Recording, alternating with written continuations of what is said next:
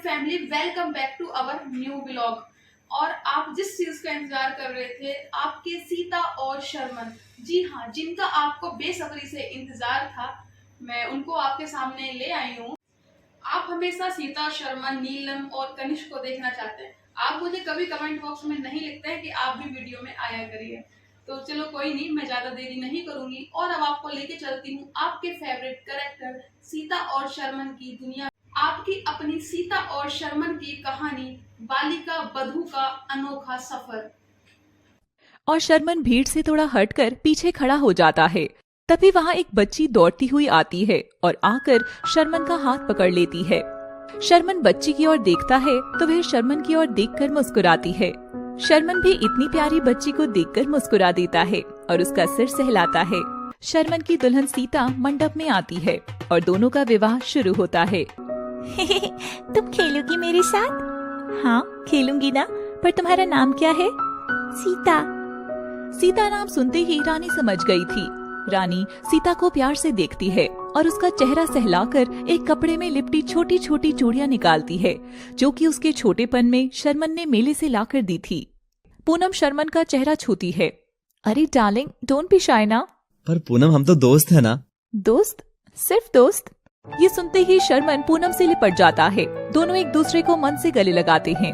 हाँ, मैं तुम्हें घर लेकर जाऊंगा और घर वालों से बात करूंगा कि सीता को भी अब आगे बढ़ने दो और कहीं और उसकी शादी करा दें। पूनम यह जानकर बड़ी खुश हुई।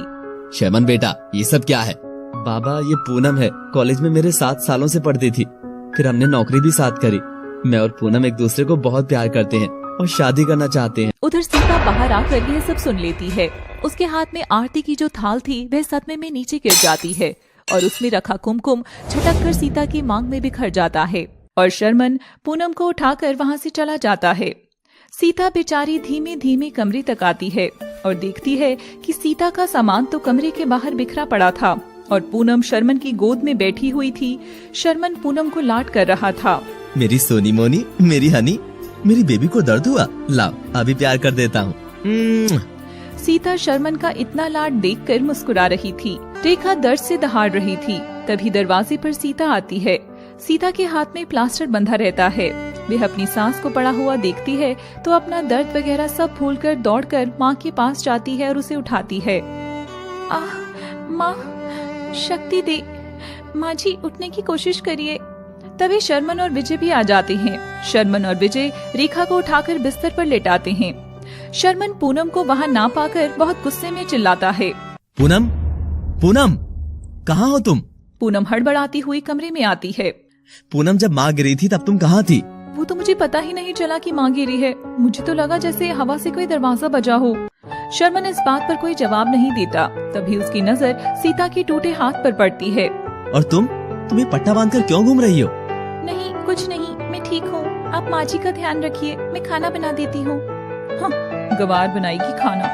पूनम ये कहकर कमरे में चली जाती है, मगर शर्मन का मूड आज कुछ ठीक नहीं लग रहा था। पूनम, माँ के पास जाकर बैठो। क्यों? पूनम, तुम इस घर की होने वाली बहू हो। मैं नहीं चाहता कि सारा टेंशन वो बहन जी ही ले ले। मैं चाहता हूँ कि तुम मेरे माँ बाबा के दिल में घर करो। शर्मन पूनम का माथा चूमता है। पूनम रेखा के पास जाकर बैठ तो जाती है, मगर अपने फोन में ही लगी रहती है। बिटिया, ये बड़ा वाला मोबाइल है ना? बिटिया, इसमें भजन लगा देना, मन को बड़ी ही शांति मिल जाएगी। पर पूनम कोई जवाब नहीं देती और थोड़ी देर में वह ढिंचक सा गाना लगाकर झूमने लगती है। अरे माय ओल्डी सासू माँ, ये भजन में क्या रखा है? सुनना है तो अंग्रेजी गाने सुनो और ठुमके मारो उन पर। रेखा पूनम का यह बर्ताव देखकर सीता के साथ वाले दिन याद करती है।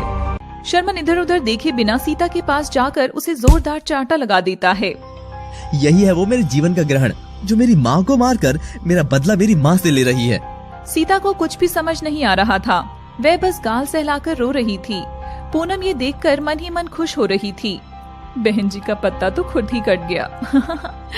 अब देखते हैं कैसे सीता अपनी डूबती गृहस्थी को अपने भोलेपन से संभालेगी और बालिका वधू से कैसे एक समझदार वधू बनकर दिखाएगी। जानने के लिए देखते रहिए हमारी नई कहानी। शर्मन सीता पर अपना गुस्सा बरसा रहा था।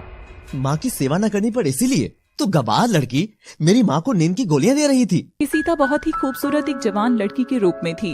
उसके लहराते सुंदर बाल में से चमेली के तेल की जगह महकी खुशबू आ रही थी। होठों पर लाली और माथे पर छोटी सी बिंदिया। पतली शिफॉन साड़ी से निकलती उसकी कमर शर्मन को सीता की ओर देखने के लिए मजबूर कर रही थी। बाबू मत मारो ना, मुझे बहुत दर्द हो रहा है। बाबू बाबू बाबू नहीं बनना। तुम जैसी नालायक और जाहिल लड़की का मुझे कुछ भी। तुम्हें पता भी है तुम्हारी बेवकूफी की वजह से मेरा कितना बड़ा नुकसान हुआ है। और शर्मन वह फाइल नीचे जमीन पर जोर से फेंकता है और सारे पन्ने हवा में इधर उधर उड़ते हैं जो नीली स्याही से एकदम खराब हो रखे थे। तभी वह देखता है कि छत पर रात के अंधेरे में कोने में छोटी सी प्यारी सी सीता बैठकर रो रही थी और अपना गुड्डा सहला रही थी। कोई बात नहीं बाबू, मैं आपके बिना रह लूंगी, बस आप खुश रहना। तभी शर्मन जाकर सीता को अपने सीने से लगा लेता है। गुड़िया सीता के हाथ में देखता है तो यह, और शर्मन बैग से शहर से लाए हुए जेवर अपने हाथों से सीता को पहनाता है। सीता बड़ी खुश होती है। तभी पूनम अपना बोरिया बिस्तर बांधकर वहाँ से चुपचाप निकलने लगती है, पर फिर से थाम लेती है।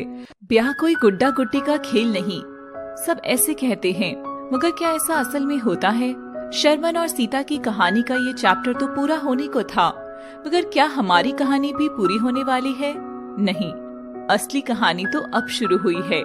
आखिर अब क्या तूफान आ गया था इस दिन सीता की जिंदगी में? जानने के लिए देखते रहिए बालिका वधू की आगे की कहानी। आपने एक छोटा सा टीजर तो देख ही लिया होगा। तो दोस्तों, ये है हमारी कहानी की कुछ खट्टी मीठी यादें, और अभी बहुत सारी कहानी बची है। तो मैं यानी कि पारुल आपके लिए एनी फैमिली ब्लॉग पर उससे जुड़ी हर कहानी की छोटी छोटी खबरें लेकर आऊंगी।